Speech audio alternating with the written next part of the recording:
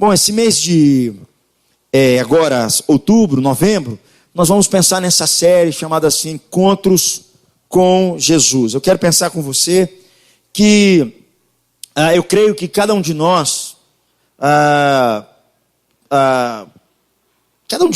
tem algumas questões na vida. Algumas questões, umas mais sérias, outras menos sérias.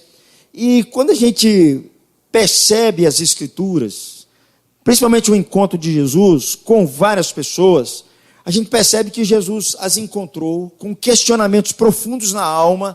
Jesus respondeu esses questionamentos, e ao responder esses questionamentos, Jesus falava de si mesmo, e não só falava de si mesmo, mas sempre mudava a história de alguém. Eu não acredito que alguém que de fato ouviu Jesus, encontrou Jesus, que saiu do mesmo jeito. Ninguém, a Bíblia não mostra isso. Ou alguém saiu com muito ódio de Jesus, ou alguém saiu se rendendo ao Senhor Jesus.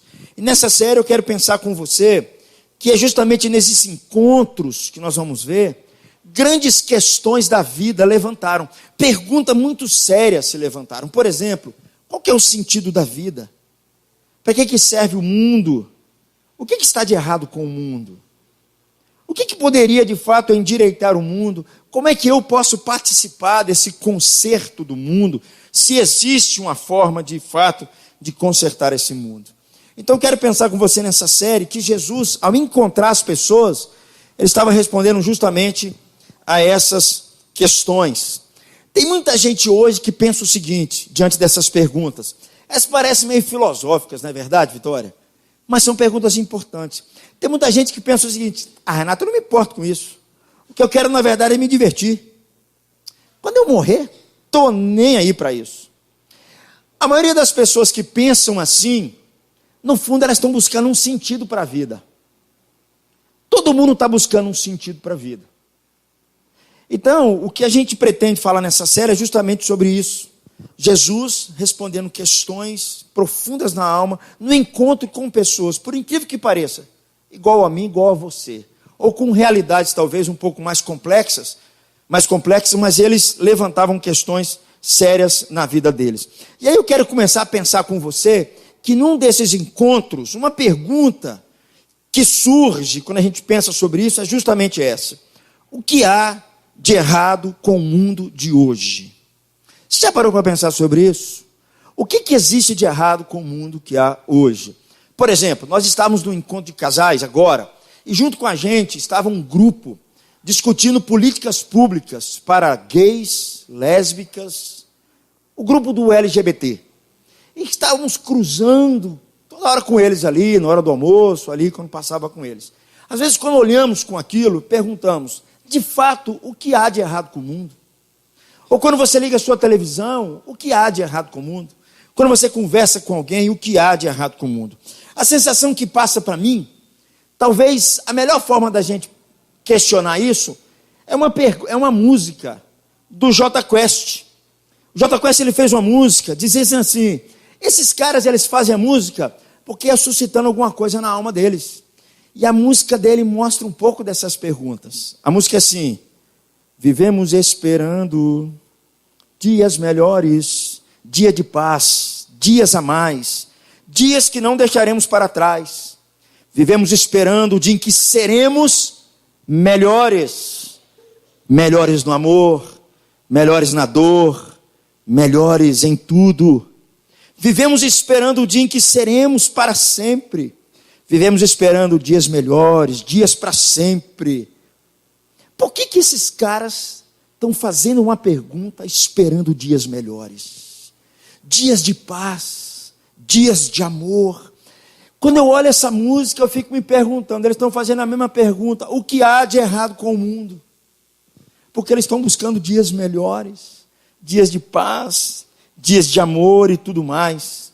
Eu creio, meus amigos, que nós não podemos seguir em frente para pensar sobre essas questões, para a gente tentar buscar uma resposta, para pensar o que há de errado com o mundo, o que há de errado com você.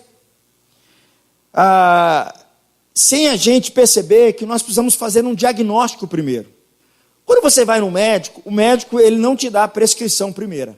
Primeiro ele faz um diagnóstico seu, e depois te dá uma prescrição. Então, minha intenção aqui, quando a gente começar a pensar em dois personagens das Escrituras que Jesus encontrou, que essas perguntas elas vão levantar justamente para responder a essa pergunta: dias melhores virão? O que há de errado com o mundo? Eu quero pensar com você, encontro de Jesus com duas pessoas, de forma muito resumida. No Evangelho de João, no capítulo 3, Jesus encontra com um homem muito importante, um líder prestigiado. Era um homem importante dentro da sua comunidade, um líder religioso, um líder civil, um líder de moral elevada. E se você virar sua Bíblia no capítulo 4 de João, Jesus vai encontrar justamente com uma mulher totalmente desprezada, o oposto da vida desse homem, uma intrusa social, uma mulher que não vivia bem, que não tinha uma boa propaganda. Ela era, na verdade, uma mulher marginalizada. Às vezes, quando nós olhamos para textos como esses, nós achamos que Jesus está falando duas coisas separadas. Uma para essa mulher, uma para esse homem. Mas não é nada disso. Jesus está falando a mesma coisa. Nós não podemos separar esses dois textos que eu vou falar com você nessa noite, porque esses dois personagens, quando Jesus encontra com eles, levanta-se e pergunta do fundo da alma deles, que é a pergunta que está no nosso coração. E Jesus respondendo a pergunta é o que vai nos trazer direcionamento tanto para eles quanto para as nossas próprias vidas. Então o evangelista João, ele diz aqui para nós que não são duas realidades diferentes, mas praticamente com a mesma pergunta. Um homem como Nicodemos, um homem prestigioso, um homem de moral elevada, um homem reconhecido e respeitado na sua comunidade, e por outro lado, uma mulher da vida, uma mulher marginalizada. A pergunta é: o que essas duas pessoas têm em comum? O que elas têm em comum? Será que existe algo em comum entre elas, com realidades tão diferentes? Se eles tivessem algo em comum, eu quero dizer para você que nós também temos. Porque eles, na verdade, é um retrato da nossa própria vida, da nossa própria existência. E quando nós vamos estudar esses dois encontros, na verdade, o que Jesus vai ter aqui para nós é nos ajudar a perceber sobre a condição do mundo, é ajudar a nos responder a pergunta: o que é de errado com a gente? O que há de errado com o mundo? Por que as pessoas estão esperando tempos melhores, tempos de amor, dias melhores? Por que está todo mundo nessa corrida?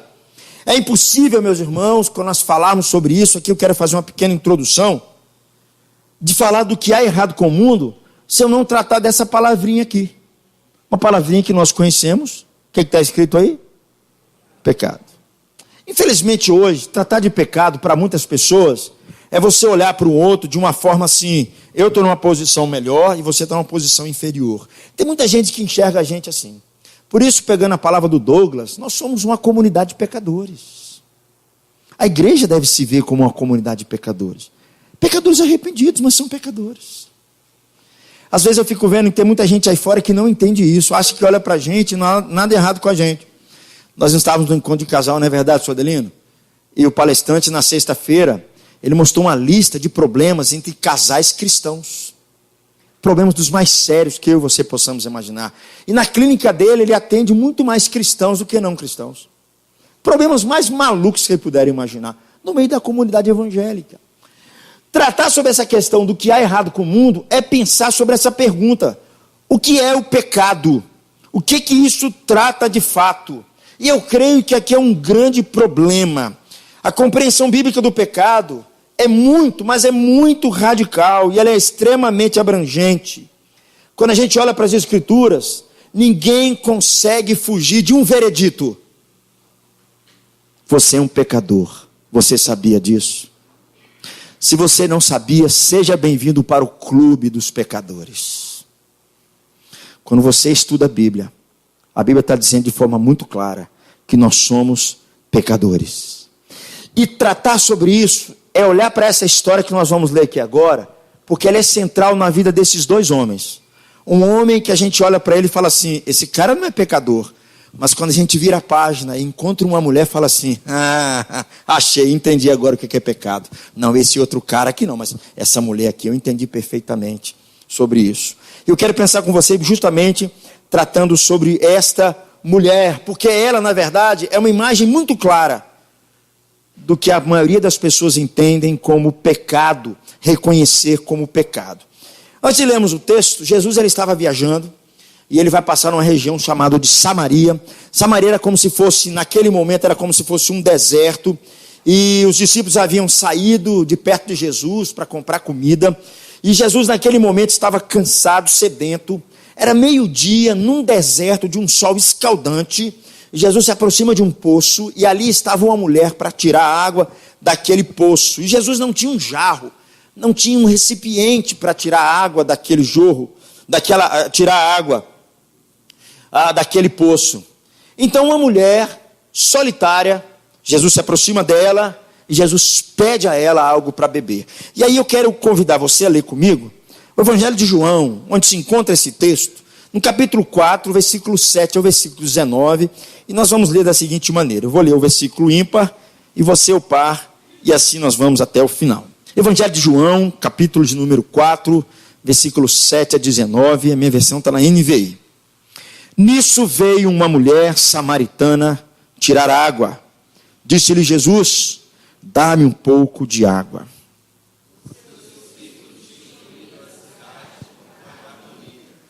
A mulher samaritana lhe perguntou, como o Senhor, sendo judeu, pede a mim, uma samaritana, água para beber, pois os judeus não se dão bem com os samaritanos.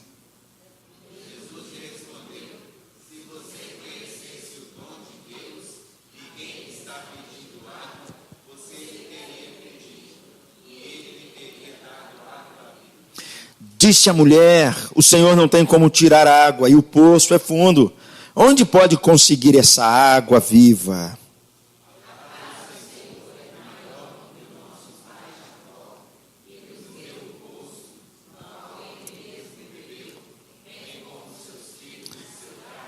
Jesus respondeu, quem beber dessa água terá sede outra vez.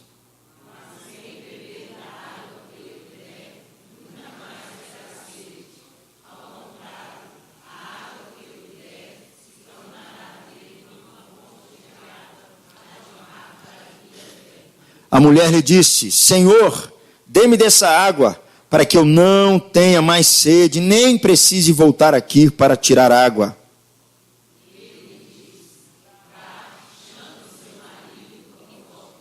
Não tenho marido, respondeu ela. Disse-lhe Jesus, você falou corretamente, dizendo que não tem marido.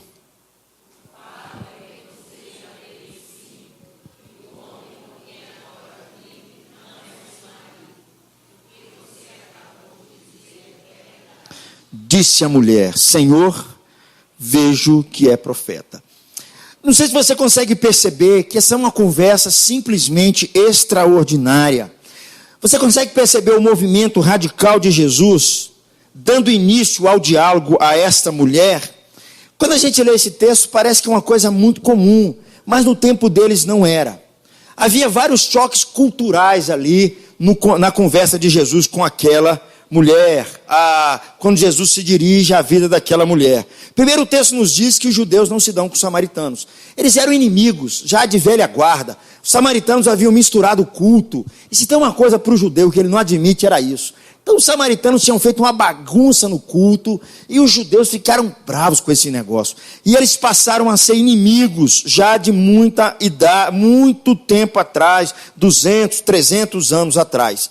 E para piorar a situação, naquela época, diferente dos dias de hoje, uma mulher conversando com um homem sozinho, isso era um escândalo.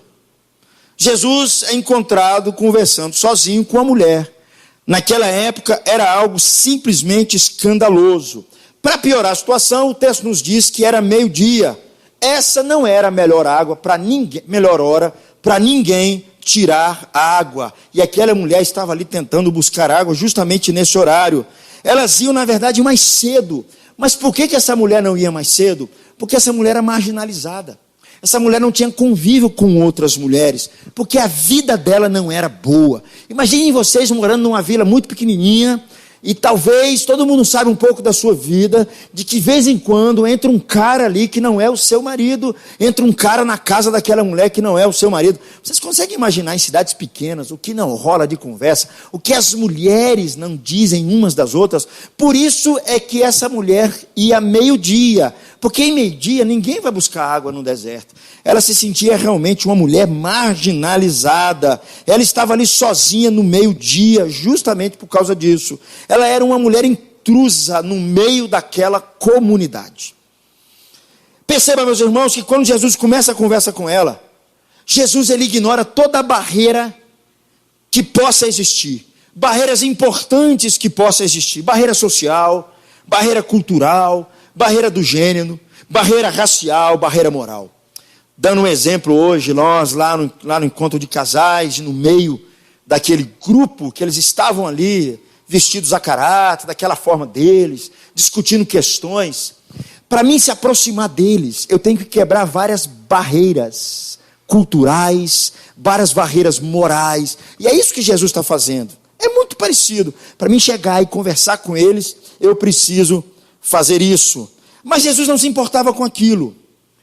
Percebe a atitude radical de Jesus em direção a essa mulher? Percebe, meus irmãos, que ele passa por cima de todos os divisores humanos, todas as barreiras que a cultura cria, que as pessoas criam, porque Jesus queria estabelecer uma conexão com essa mulher. Quando ele pede um copo com água, ele queria iniciar, Lude, uma conversa com ela, para dar início a algo transformador na vida dessa mulher. E o texto nos diz que a mulher se assusta. Os discípulos depois também se assustam. Outro aspecto importante aqui nesse texto é que Jesus, embora Jesus fosse um homem extremamente aberto, embora Jesus fosse um homem que quisesse começar um diálogo com aquela mulher, Jesus confronta aquela mulher. É interessante, meus irmãos, só abrir um parênteses aqui.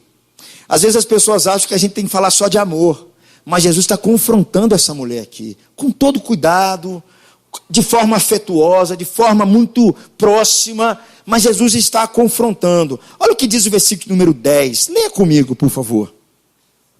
Se soubesse quem sou, você me pediria água viva, e se bebesse dessa água, jamais voltaria a ter sede. E um pouco mais abaixo, Jesus está se referindo, olha só, a essa água, Jesus está se referindo a essa água viva, com um outro termo.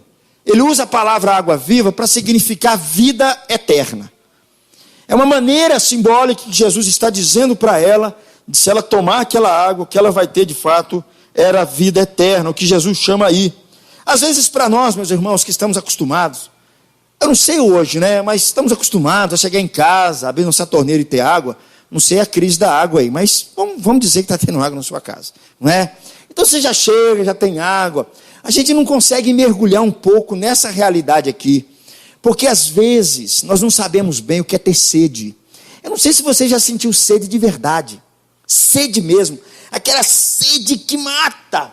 Agora imagine você num deserto, num sol de 50 graus, meio-dia, com uma sede tremenda. A água é algo extremamente importante para a sua vida. Sentir sede nesse sentido é, por um lado, uma profunda agonia.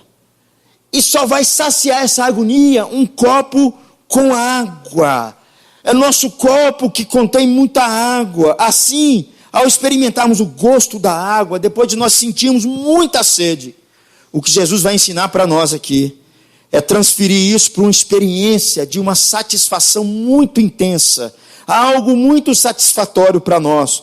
O que Jesus está dizendo aqui para nós, para essa mulher marginalizada, é o seguinte: mulher, eu tenho algo para você que é tão básico para você, eu tenho algo para você que é tão necessário para o seu espírito, quanto a água que você está sentindo a sede é importante para o seu físico. O que eu tenho para você, Jesus está dizendo, é algo que sem o qual você vai ficar completamente perdido. Jesus está dizendo para ela, se eu não te der isso, você vai continuar perdida. Se eu não te der isso, você vai continuar atolada nos seus pecados. Se eu não te der isso, você vai continuar sem saída na sua vida. A metáfora da água viva aqui, meus irmãos, significa muito mais do que isso. Não significa somente, significa muito mais. Significa que Jesus está dizendo para nós que essa coisa que salva a vida não é algo que vem de fora, é algo que vem de dentro. Olha o que Jesus diz no versículo 14. A água que eu lhe der se tornará nele uma fonte de água a jorrar para a vida eterna. Jesus está dizendo que a única coisa que pode saciar a alma do ser humano vem de dentro para fora, e não de fora para dentro. Aquela coisa que satisfaz o fundo da nossa alma, aquela coisa que nos traz uma alegria incrível, algo que não depende de algo que é exterior. E aí eu queria te fazer uma pergunta que talvez já fizeram para você, e uma pergunta que talvez eu não sabemos nem responder direito. Minha pergunta é: o que faz você feliz? O que te faz feliz? O que te faz, na verdade, sendo uma pessoa plena, satisfeita, completa? Normalmente você vai responder, e o que a maioria dessas pessoas respondem, a maioria das pessoas dizem que é algo de fora, não é algo de dentro. A maioria das pessoas, elas respondem assim, que para mim ter esperança, eu preciso encontrar um namorado, um amor romântico, eu preciso entrar numa experiência de um amor romântico. Outros dizem, eu preciso fazer um curso superior. Outros dizem o seguinte: não, eu preciso ter um emprego estável. Outros falam o seguinte: não, eu preciso ter dinheiro na minha conta.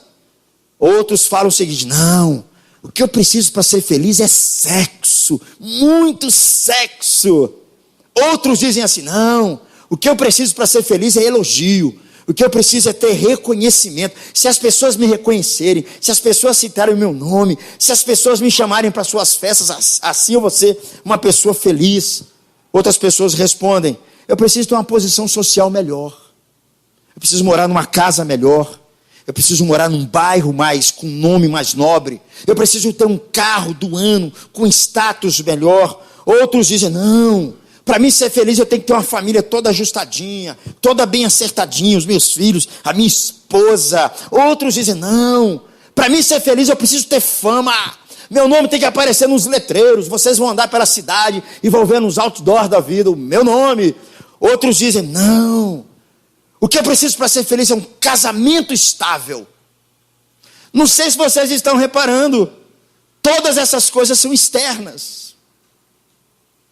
Todas essas coisas são de fora. E o que Jesus está dizendo para aquela mulher é que a única coisa que podia saciar uma dela vinha de dentro, e não de fora. Tem muita gente que pensa o seguinte: se eu tiver tal coisa, se eu conseguir chegar lá, se eu, na verdade, conseguir alcançar tudo que o meu coração anseja, todos os meus sonhos, se eu conseguir toda a minha segurança, eu vou ser uma pessoa feliz. Meu amigo, isso é externo. Isso é externo. Perceba que Jesus está dizendo que nada, absolutamente nada que há de fora é capaz de satisfazer de verdade a sede que existe no fundo dos nossos corações. Jesus está dizendo isso para essa mulher. Nada de fora satisfaz o buraco que tem dentro do nosso coração. E tem muita gente achando que quando conseguir essas coisas, Jesus está dizendo para nós: você não precisa de água respingando o seu rosto, mas você precisa de água que vem de um lugar muito mais profundo, que vai saciar a sua sede. Então Jesus diz: eu posso dar para você essa água. Eu posso colocar essa água dentro de você. Eu posso dar a você a satisfação absoluta, algo que é necessário e fundamental para a sua vida, algo no âmago do seu ser, independentemente do que acontece externamente na sua vida. É o que Jesus está dizendo para ele. Minha pergunta é: você acredita nesse negócio? Às vezes, meus irmãos, a julgar como muita gente vive, sabe, Eva, eu começo a perceber que não. Até muitos cristãos, a julgar da maneira como eles vivem, eles começam a acreditar que de fato é o exterior, é o externo que vai trazer felicidade para a alma delas. São as suas conquistas que vão fazer isso com elas. Às vezes, meus irmãos, algumas coisas nos impedem da gente ouvir o que Jesus está falando. E eu acredito que seja o fato de que a maioria de nós não sejamos capazes de reconhecer que a sede da nossa alma é por outra coisa. A sede do nosso ser é outra coisa que vai saciar. Enquanto nós acreditarmos que há uma probabilidade muito boa de eu concretizar alguns dos meus sonhos, enquanto eu achar que se eu ainda puder ter sucesso, enquanto eu não experimentar essas coisas exteriores como um impulso na minha vida, eu não vou ser feliz. É o que a maioria das pessoas dizem. A maioria de nós diz a si mesmo que nós vamos permanecer insatisfeitos porque nós não somos capazes de alcançar os nossos objetivos. Tem muita gente que pensa assim. Elas vivem a vida inteira um mar de insatisfação tão profundo. E aí, meus irmãos, eu sou obrigado a dizer para você, porque bombardeia isso na nossa cabeça todos os dias. O comércio, ele vive em função disso, criar necessidade em nós, necessidade que nós nem precisamos, mas a ideia é, você precisa ser saciado, porque no dia que você alcançar aquele carro dos seus sonhos, olha só, as meninas vão olhar para você, e aí você vai ser feliz. Começa a colocar isso dentro da nossa alma. Jesus está dizendo que nada de fora pode satisfazer o nosso coração. Poucas pessoas na vida, meus irmãos, que de fato alcançam ou ultrapassam os seus sonhos, elas ficam chocadas ao descobrir que essas coisas tão almejadas, elas não satisfazem de verdade. Pelo contrário, muitas delas até aumentam o vazio do nosso interior. Há um tempo atrás eu mostrei isso aqui numa mensagem, mas eu quero mostrar de novo. Ele foi um dos tenistas mais jovens a conquistar o prêmio mais cobiçado do tênis em Wimbledon, Boris Becker. E olha o que ele disse. Fui campeão em Wimbledon por 2 vezes. Uma delas na qualidade de tenista mais jovem a vencer ali. Eu era rico, tinha todos os bens materiais que desejava, tinha dinheiro, tinha carros, tinha mulheres, tinha tudo isso. Sei que isso é um clichê. É aquela velha história sobre cinema e artistas de cinemas que cometem suicídio. Eles têm tudo e mesmo assim são infelizes. Eu não tinha paz interior. Eu me sentia uma marionete. Nós poderíamos dizer o seguinte: bom, eu preferia ter o problema dele ao meu.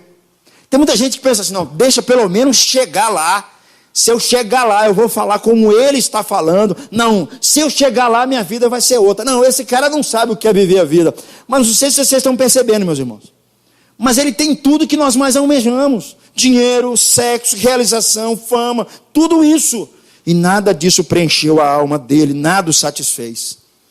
Para apimentar um pouco mais, Sophia Loren falou a mesma coisa, uma artista muito conhecida, né, já da velha geração aí. Ela tivera tudo, prêmios, casamento, mas olha só o que ela disse. Em vez disso, em minha vida existe um vazio impossível de preencher. Você acredita nesse negócio? Eu começo a achar que quando nós colocamos a nossa fé nessas coisas, é porque de fato a gente desconfia de que Jesus não pode nos satisfazer. Quando nós ouvimos histórias como essas, nós achamos: não, comigo vai ser diferente, põe dinheiro na minha conta. Não, comigo vai ser diferente, se eu tiver fama vai ser diferente. Meus irmãos, eu quero dizer para você que todos nós vivemos em função de alguma coisa. Mas Jesus nos diz uma coisa muito séria: se essa coisa não for eu, isso vai acabar com você. É isso que ele está dizendo nessa conversa com a mulher de Samaria. Se essa coisa não for eu, Jesus está dizendo, se não for a minha pessoa, você vai se desapontar por causa disso. Primeiro, essas coisas vão te escravizar. O que é que seja, qualquer coisa que você tem, no fundo, ele vai te escravizar. E é muito fácil saber se você está se tornando escravo dessas coisas. É só se você pensar na possibilidade de perder. Se você pensar na possibilidade de perder de alguma coisa que você tem, e você achar que você vai perder a vida por causa disso, eu começo a achar que isso é mais importante que Jesus para você. Se alguma coisa impedir de alcançar o que você está buscando, você vai ficar extremamente irado. E outra, se você não conseguir alcançar essas coisas, sabe o que vai acontecer com você? E é o que eu ouço muita gente dizendo, Beatriz: eu não me perdoo. Eu não me perdoo porque eu não consegui isso, eu não consegui aquilo. Eu não me perdoo. Segundo, tem um outro problema. Porque quando muitas pessoas alcançam isso, no fundo, essas coisas não trazem a ele a satisfação que ele mais queria. Você já ouviu isso aí na cidade? Você já encontrou pessoas na cidade que elas têm tudo? Há muito tempo atrás eu tive o desprazer e o prazer ao mesmo tempo, não sei o que eu vou dizer, de visitar um camarada que tinha tudo isso. Morava num apartamento aqui na Mauro Ribeiro, tinha uma mulher, tinha um filho, trabalhava na Vale, tinha carros, era um cara bem respeitado na sua empresa, tinha uma posição social bem respeitada, mas ele foi mandado embora. E logo que ele foi mandado embora, ele deu um tiro na sua própria cabeça. Meus irmãos, por favor, eu queria que a gente pensasse o seguinte: a gente acha que essas coisas estão longe da gente. A gente acha que essas coisas não têm nada a ver com a gente. Mas eu creio que você já esbarrou com pessoas na cidade que já tiveram tudo isso, mas mesmo assim, elas são infelizes. Na verdade, meus irmãos, nós podemos dizer o que Jesus estava dizendo através de um escritor. Eu mostrei isso aqui nessa série de mensagens que eu falei no domingo passado, mas eu vou fazer questão de ler de novo para você, porque eu achei tão legal esse negócio.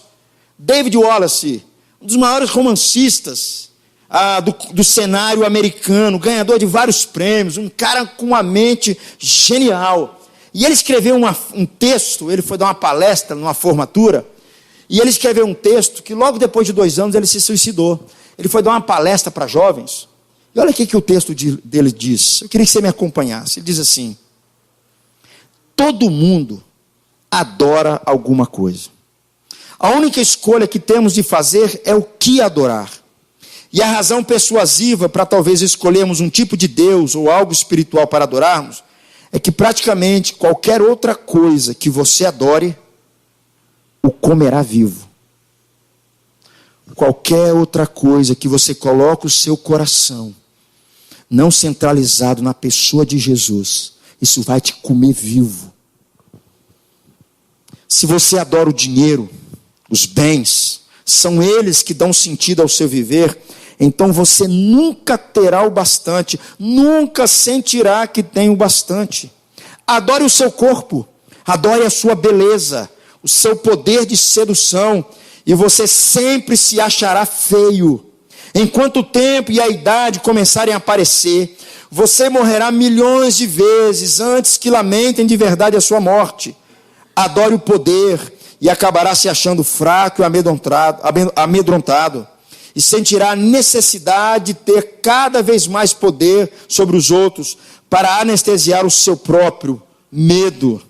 Adore o seu intelecto, enxergando-se como alguém inteligente, e acabará se sentindo estúpido, uma fraude, sempre à beira de ser descoberto.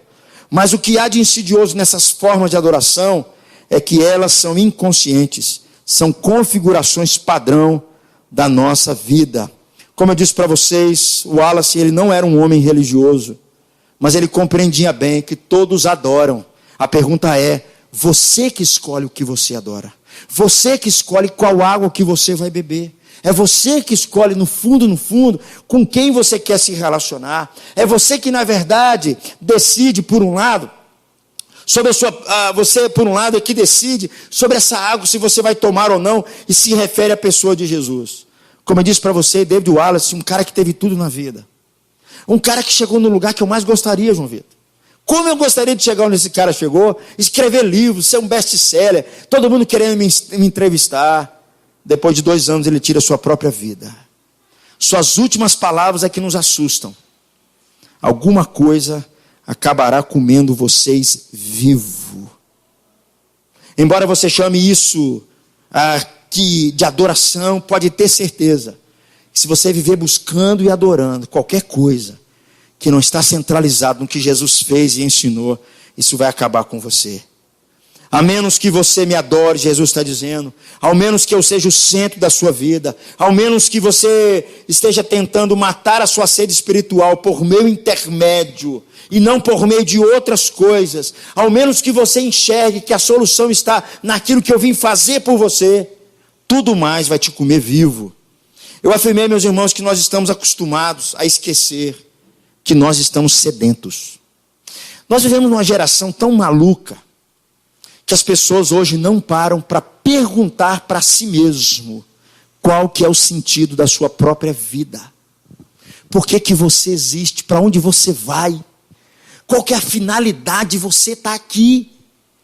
Hoje vivemos uma vida de tantos afazeres, a nossa agenda está lotada, os nossos compromissos finais de semana estão lotados, e bate uma angústia em nós quando a gente não tem nada para fazer. Porque dá medo em nós a gente ficar sozinho com os nossos próprios pensamentos. Porque talvez pode surgir alguma coisa dentro do nosso pensamento, dizendo assim para você, por que que você existe? Qual é a razão da sua vida? O que está buscando para você que satisfaz a sua alma? Mas a geração de hoje, uma geração consumista, uma geração cheia de prazer, uma geração que não consegue ficar quieta 2, 3 minutos. Jesus, no fundo, está dizendo para nós que nós precisamos perceber que nós temos uma sede muito grande e que nada dos nossos sonhos que nós pensamos que nós vamos achar vai preencher o vazio da nossa alma.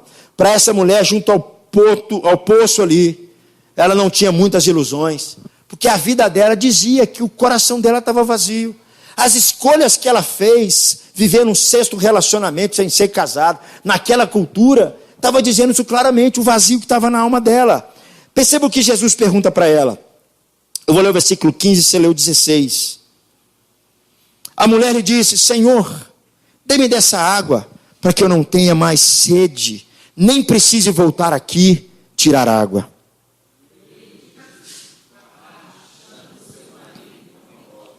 Não tenho marido, respondeu ela.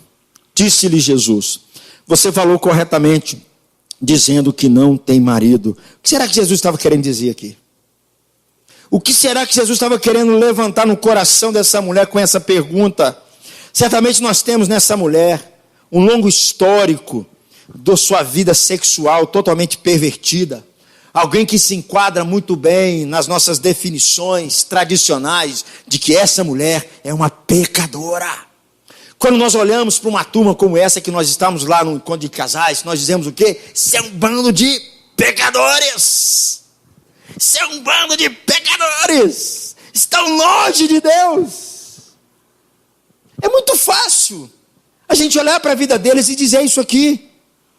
Mas será que Jesus queria humilhar aquela mulher? Será que Jesus queria expor aquela mulher? Ou será que Jesus, ao romper as barreiras, ele estava querendo tratar a alma daquela mulher? Porque será que Jesus parece mudar de assunto na busca por água viva na história com essa mulher aqui? Jesus não está mudando de assunto, meus irmãos. Jesus está provocando essa mulher. Você sabe, meus irmãos, que tem muita gente que eles chegam perto de Deus, mas eles não sabem nem o que falar. Eles não sabem fazer nem a pergunta direito. Essa mulher, ela tinha questionamentos profundos na sua alma. Ela expressava isso, as suas perguntas diziam justamente isso. Jesus estava provocando essa mulher quando disse, se você quiser compreender a natureza dessa água viva que eu ofereço, você primeiro necessita entender como é que você tem buscado essa água na sua própria vida. Você tem tentado conseguir preencher esse vazio através de homens, através de relacionamento com homens. E você está vendo que essas coisas não dão certo. Porque a sua necessidade não é de homem. Essas necessidades estão comendo você viva. Isso nunca vai ter fim na sua vida. Meus amigos, tem várias pessoas assim. E a grande dificuldade deles é perceber a necessidade da alma deles. Eles veem que está dando tudo errado na vida deles. As escolhas que eles estão fazendo, o caminho que eles estão buscando, está dando tudo errado. Mas eles não param para perceber que a necessidade da alma deles não vai ser saciada com as suas buscas. É o que Jesus está dizendo com essa mulher. Nesse ponto, meus irmãos, às vezes nós ficamos chocados com a percepção aqui E Jesus demonstra sobre a vida dessa mulher.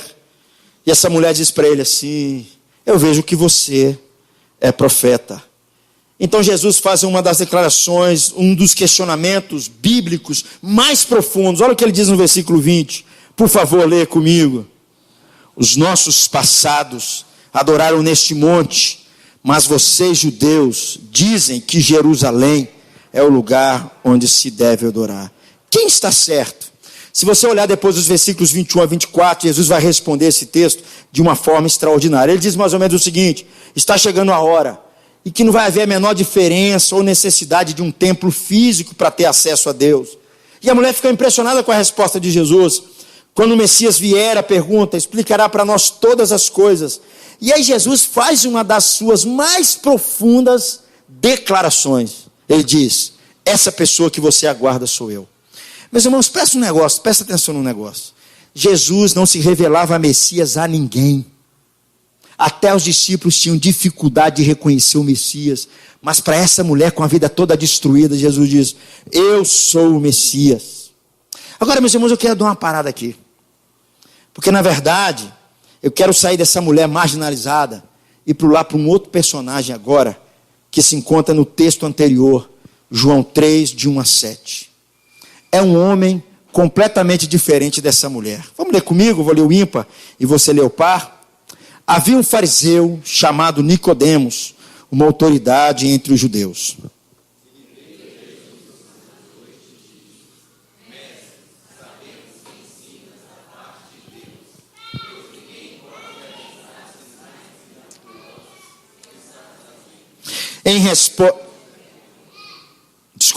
Em resposta, Jesus declarou: digo-lhe a verdade, ninguém pode ver o reino de Deus se não nascer de novo.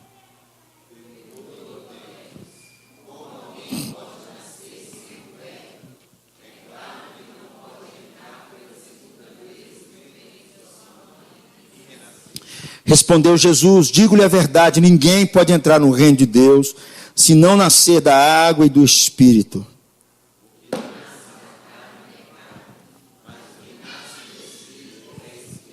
Não se surpreenda pelo fato de eu ter dito: é necessário que você nasça de novo. Você consegue perceber aqui o que acontece, justamente o contrário do tratamento da mulher para com esse homem? Jesus começou com esse homem de uma forma muito amável, surpreendendo por se mostrar tão acessível a ele. Então, pouco a pouco, ele confrontou esse homem com a sua necessidade espiritual em seu encontro. E esse homem aqui, presta atenção, diferente dessa mulher marginalizada, esse homem tinha prestígio na cidade, esse homem tinha nome na cidade, esse homem era respeitado na sua comunidade, esse homem era um homem de extrema importância na sua comunidade.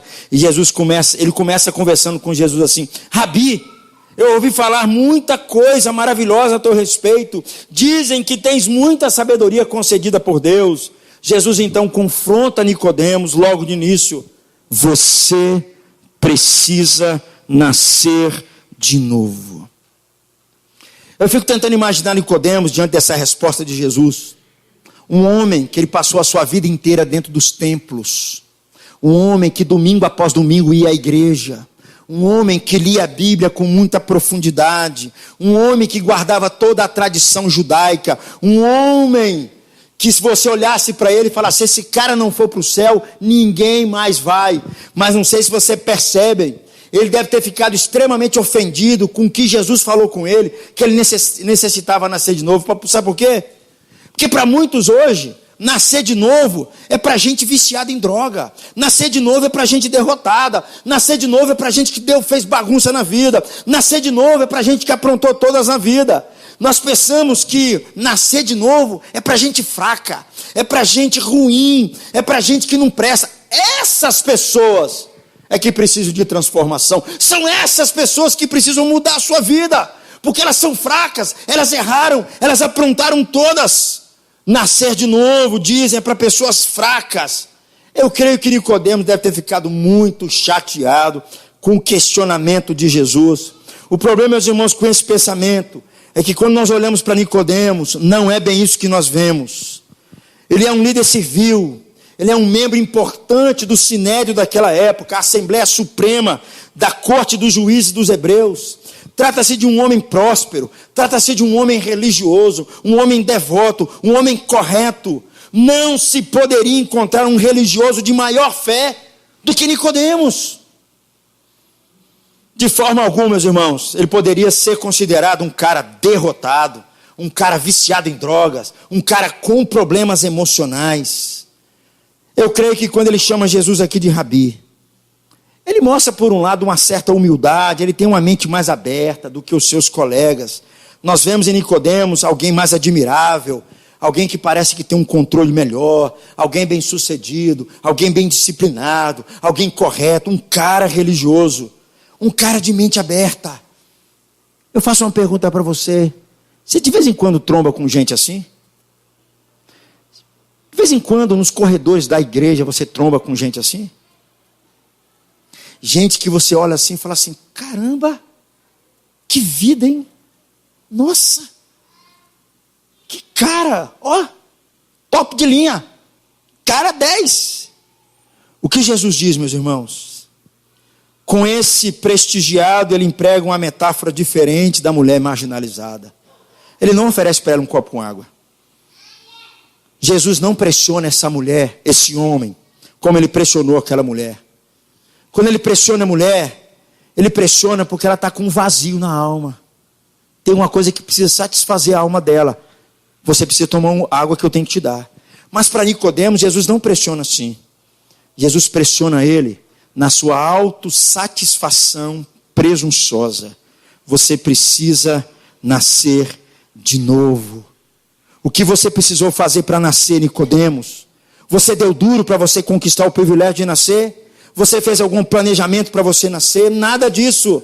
Você não faz, Nicodemos, para merecer, nem contribuiu com nada para nascer.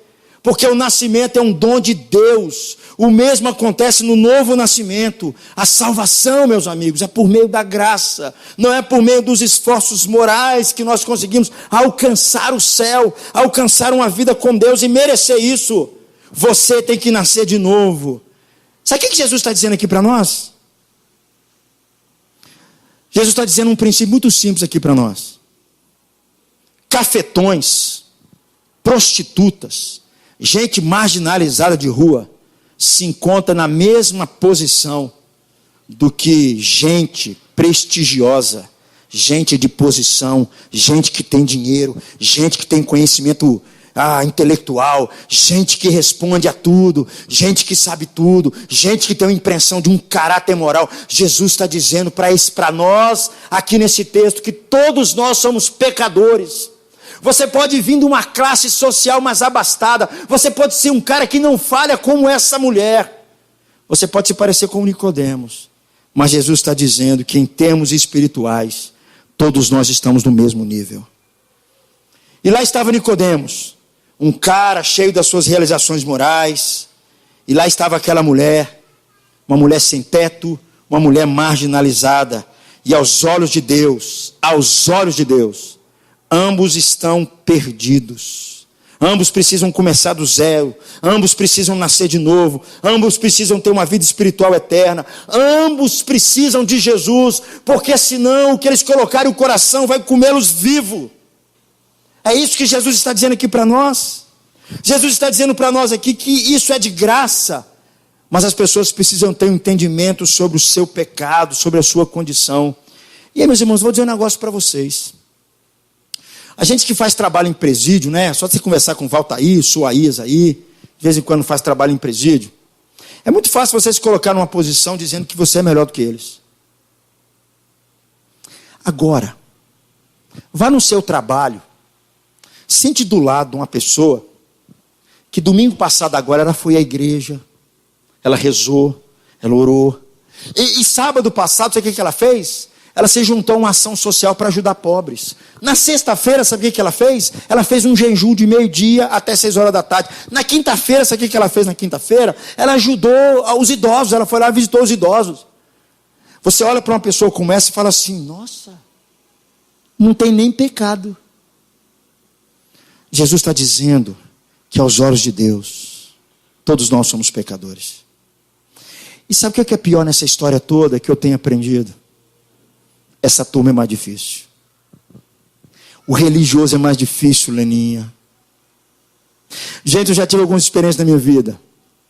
De você conversar com pessoas. Sabe qual é a coisa mais difícil? É fazer reconhecer que ele é pecador. Porque tudo que você fala, ele fala assim: não, não faço. Não, não faço. Não, não faço. Só falta orar e ler a Bíblia. Porque o resto ele faz. Ele é bom demais. Ele é um marido exemplar. Ele é uma esposa exemplar. Ele é um filho exemplar. Ele tem direitos de ser alcançado por Jesus. Sabe o que Jesus está dizendo? Que não. Eu vou dizer mais. Esses caras são piores.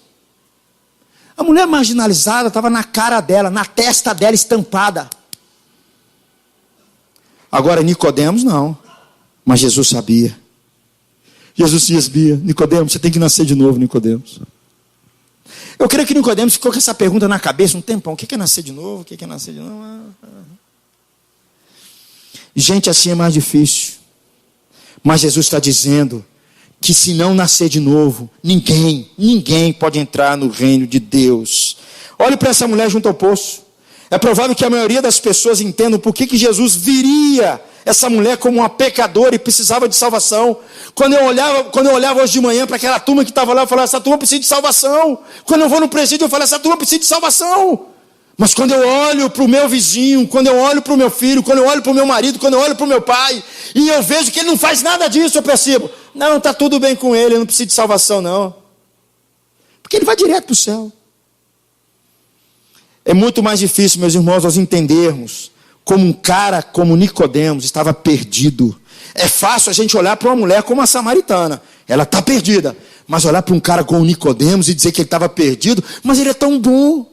É um cara que não sai do templo, é um cara que faz oração, é um cara que levanta a mão quando ora, é um cara que faz boas ações, é um cara que é bom com todo mundo, é um cara que é amigo de todo mundo. É muito difícil dizer que esse cara tem algum problema. Jesus está dizendo: tanto você, Nicodemos, quanto a mulher samaritana, vocês estão perdidos. E o samaritano e o Nicodemos está mais perdido ainda, porque ele está colocando a confiança nele mesmo. Está colocando a confiança em si mesmo. Eu creio que a melhor resposta que Jesus vai dizer para nós aqui sobre o pecado é justamente isso. Pecado é quando nós procuramos a salvação em outra coisa que não Deus. É quando nós colocamos outra coisa no lugar de Deus e dizemos que é essa coisa que vai nos trazer salvação, é essa coisa que vai nos trazer segurança, é essa coisa que vai ser o Senhor da nossa vida. O pecado, meu irmão, é quando você coloca qualquer coisa no lugar de Deus e diz: enquanto eu não tiver isso, ou se eu tiver isso e não posso perder, é isso que vai garantir a minha salvação. É isso que é a definição de pecado. O que Jesus está dizendo aqui é a transgressão do primeiro mandamento: não terás outros deuses diante de mim.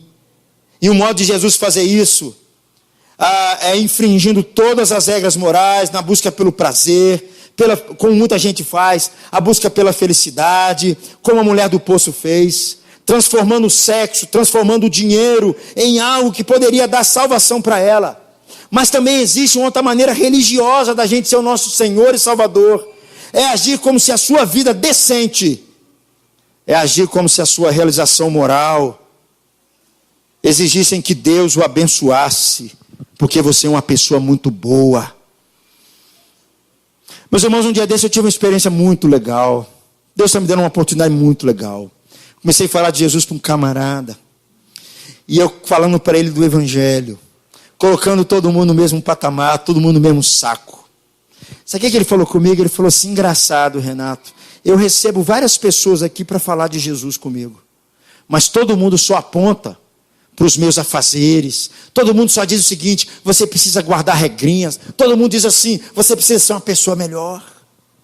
O que Jesus está nos ensinando aqui, meus irmãos, que bondade moral e esforço não garante a nossa salvação, não garante o vazio da nossa alma. Religioso não vai para o céu. Gente que coloca algo no lugar de Deus, coloca o seu dinheiro, coloca o seu poder no lugar de Deus, não tem saída. Sabe o que é cruel nessa história, meus irmãos? É que os religiosos, eles falam constantemente em confiar em Deus, mas eles acham que são bons demais, E eles acham que a bondade deles contribui com aquilo que Jesus veio fazer. Embora eles não estejam cometendo adultério, embora eles não estejam roubando ninguém, o seu coração se encherá cada vez mais de orgulho e de justiça própria. Perceba, meus irmãos, tanto a mulher samaritana quanto Nicodemos, eles são igualmente pecadores. Eles carecem da graça. Nós também, meus irmãos, em todo caso, todos nós, todo ser humano, tenta ser o seu próprio Salvador e o Senhor. Porque tem muita gente que coloca sua confiança nas coisas externas para dizer que isso que vai trazer paz ao seu coração. E Jesus chama isso de pecado. Jesus disse que só tem uma água que pode saciar a nossa sede. Jesus disse que só existe um caminho de nos voltarmos para Ele. É se nós nascermos de novo. Algumas pessoas elas podem até dizer: eu sou alguém tão moralmente bom. Eu sou uma pessoa assim tão legal. Eu sou uma pessoa assim tão religiosa. Eu sou tão amigo dos meus colegas. Eu tenho tantos amigos. Todo mundo gosta de mim. Eu sou tão legal com todo mundo. Eu brinco com todo mundo brinca comigo. Eu não faço mal para ninguém. Nunca fiz mal para os meus vizinhos. Sempre ajudei todo mundo. Meu amigo, você está colocando sua confiança no que você faz. E Jesus está jogando por terra essa ideia. Totalmente fora essa ideia.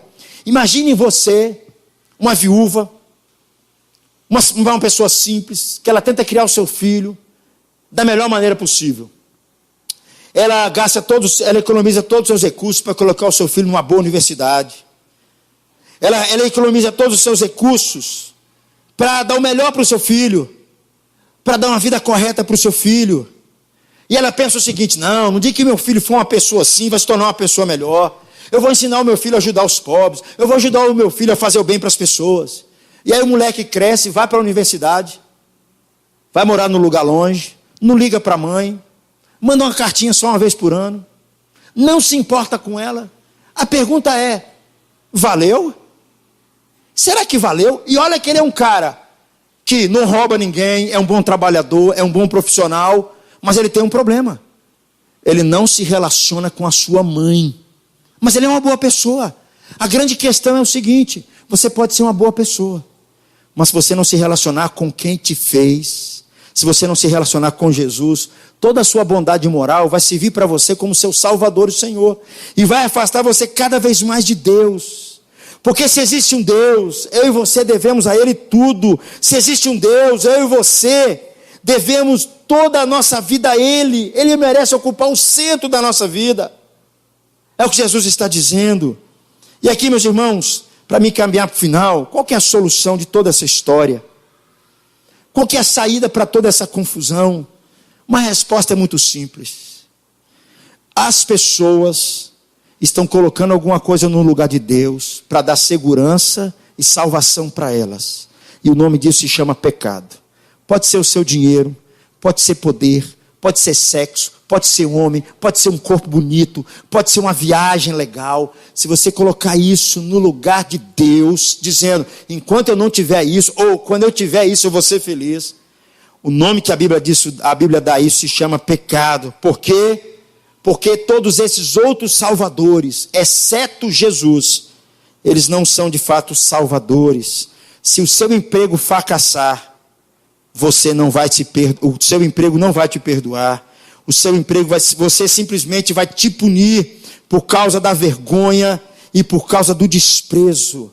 A Bíblia nos ensina que Jesus é o nosso único Salvador. É só Ele que pode satisfazer o fundo da nossa alma. Não é o seu emprego, não é a sua família, não é o seu marido, não é o seu dinheiro, não é os seus filhos, não é o seu desempenho moral. Nada disso morreu pelos seus pecados.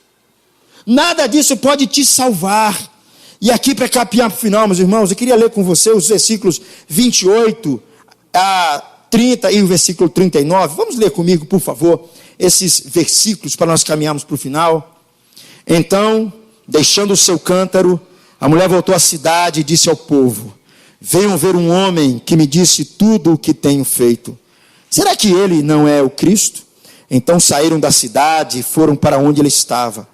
Muitos samaritanos daquela cidade creram nele por causa do seguinte testemunho dado pela mulher: ele me disse tudo o que tenho feito. Quando a mulher entendeu que Jesus falou com ela, sabe o que ela fez? Foi na vila falar de Jesus para os seus amigos. Ela foi falar o que havia acontecido com ela. A pergunta é, por que ela fez isso? O que transformou essa mulher? Sabe qual que é a melhor resposta? É porque Jesus teve sede. Tudo começou porque Jesus teve sede. Se Jesus não tivesse sede, ele não teria ido ao poço para conversar com aquela mulher, com a vida toda bagunçada. Mas sabe por que Jesus sentiu sede? Porque Jesus é o Filho de Deus, ele é o Criador dos céus e da terra. E aí ele merece toda a glória, mas um dia ele se tornou homem, se tornou vulnerável, colocou os seus pés aqui. E porque ele colocou os seus pés aqui, ele ficou cansado, ficou sedento. Em outras palavras, a mulher encontrou água da vida, porque Jesus disse uma palavra: eu tenho sede. Sabe o que é interessante? Não é a primeira vez que Jesus falou que ele teve sede. Teve um outro momento que Jesus falou que teve sede. Olha o que diz João 19, versículo 28. Leia comigo, por favor. Mais tarde, sabendo então que tudo estava concluído, para que a Escritura se cumprisse, disse Jesus: tenho sede. Qual o momento que foi esse, meus irmãos? Jesus estava na cruz, pendurado numa cruz. Naquele momento, nos momentos mais difíceis de Jesus, ele disse: eu tenho sede. Mas o que Jesus está dizendo aqui não é com respeito à necessidade física de água. Jesus ele estava experimentando a perda do seu relacionamento com o Pai, porque ele estava levando sobre si os nossos pecados, o nosso castigo que nós merecemos. Jesus estava sendo excluído do Pai, a fonte da água da vida, e Jesus estava experimentando uma sede suprema por causa de mim, por causa de você. Jesus estava experimentando uma tortura mortal por causa de mim e de você. Jesus estava sendo desidratado naquela cruz por causa de mim e de você. Naquele momento ele sentiu uma sede intensa por causa de mim e de você. Ele experimentou uma sede cósmica na quebra do relacionamento com o seu Pai, para que eu e você pudéssemos ser satisfeitos, porque Jesus morreu naquela cruz por nós. Eu e você podemos nascer de novo, porque Jesus morreu naquela cruz por nós. Ele nos fez com alegria. Em Jesus nós podemos realizar todo o nosso coração, estar satisfeito por causa daquilo que Jesus fez na cruz por nós. Os nossos pecados podem ser perdoados e nós podemos ter uma nova vida por causa daquilo que Jesus fez por nós na cruz, meus irmãos. Nós podemos adorar unicamente a Deus por causa daquilo que Jesus fez por nós. Eu quero encerrar te dizendo uma coisa, tão somente uma coisa. Nós precisamos, meus irmãos, reconhecer que todo o nosso esforço, toda a nossa adoração deve ser centralizada na pessoa de Jesus. Tem muita gente que está vivendo com a vida muito ruim, com a vida muito porca, com a vida muito bagunçada, porque ela tem colocado a sua confiança nos seus afazeres, no seu dinheiro, no seu poder, nas suas realizações, na sua beleza, no seu corpinho bonito, na sua influência, nos seus amigos. Isso vai comer você vivo, porque não foram essas coisas que morreu na cruz por você, cara.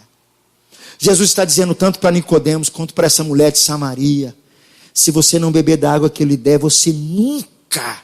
Se você beber da água que eu lhe der, você nunca mais vai ter sede. Porque eu vou satisfazer a sua alma com o meu Deus. Eu vou colocar na sua alma, eu vou estar no seu coração e eu vou encher a sua alma. Meus irmãos, eu quero encerrar dizendo para você só uma coisa. Às vezes, nós que temos tanto tempo de igreja, ainda nós não entendemos o Evangelho da graça. Tem muita gente, Nicolau, que tem muito tempo de igreja, mas ele acredita porque ele vem à igreja, ele é uma pessoa boa, ele é uma pessoa legal, ele é igual a Nicodemos, está tudo bem com Deus. Ele acredita que ele é uma pessoa boa e está garantido com Deus. Jesus está dizendo para nós de forma muito clara: é preciso que você nasça de novo. Se você colocar qualquer da sua confiança em algo, a não ser naquilo que Jesus fez por você, morrendo por você naquela cruz, dando a vida dele no seu lugar, e você reconhecendo que era para você estar lá, e você reconhecendo que você não merece, porque você é um pecador, você está confiando em você mesmo, você está confiando que você é uma pessoa muito boa, que você é uma pessoa muito honesta, que você é uma pessoa muito legal. Se você não reconhecer e se arrepender diante de Deus, Deus não te alcança. A graça não chega para você. Jesus não pode, você não tem condições de beber da água da vida. Você não tem condições de nascer de novo. Eu queria orar por você. Queria pedir você curvar sua cabeça. Pedir que Deus visitasse seu coração nessa noite. Para que Deus pudesse fazer algo em você nessa noite.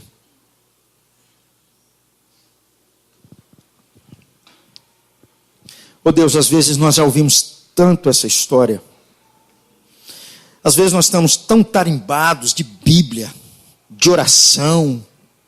Às vezes nós estamos tão suficientes em nós mesmos, que nós vamos sair daqui e nós vamos continuar fazendo as mesmas coisas, tentando convencer o Senhor, para dizer para o Senhor que nós somos bons demais, que de fato nós até merecemos o que Jesus fez por nós. Pai, eu peço só uma coisa ao Senhor. Eu gostaria tanto, Deus, que nós pudéssemos refletir sobre a nossa própria história, sobre a nossa própria vida. E a gente pudesse perceber o quanto nós somos pecadores. O quanto da graça nós necessitamos. Oh Deus, em nome de Jesus, eu clamo o Senhor nessa noite. Só tem uma coisa que pode reconectar o homem com o Senhor. É o que Jesus fez na cruz por nós. É quando o homem reconhece que de fato ele não merece aquilo. Quando ele reconhece que ele está distante, que ele tem buscado sim a sua alegria, a sua felicidade, a sua segurança nas coisas que o mundo está oferecendo para ele. Ele tem colocado a sua confiança nele mesmo. Ele não tem feito como a mulher de Samaria, dito de forma bem pública, explícita, na testa dela, de que de fato ela não merecia aquela água da vida. Mas Deus, em nome de Jesus, foi justamente nesses encontros que Jesus, ao responder as perguntas deles, Jesus revelou-se a si mesmo, dizendo: sem mim vocês não são nada. Sem mim vocês não chegam a Deus. Sem mim vocês vão continuar perdidos em vocês mesmos. Oh Deus, tem misericórdia das nossas vidas. Tem misericórdia, Pai. Visite o nosso coração. Muda a nossa história, Pai. Nos dê uma consciência mais clara de quem nós somos diante do Senhor e como nós precisamos do Evangelho. Oh Deus, tem misericórdia, em nome de Jesus, amém. Queria convidar você.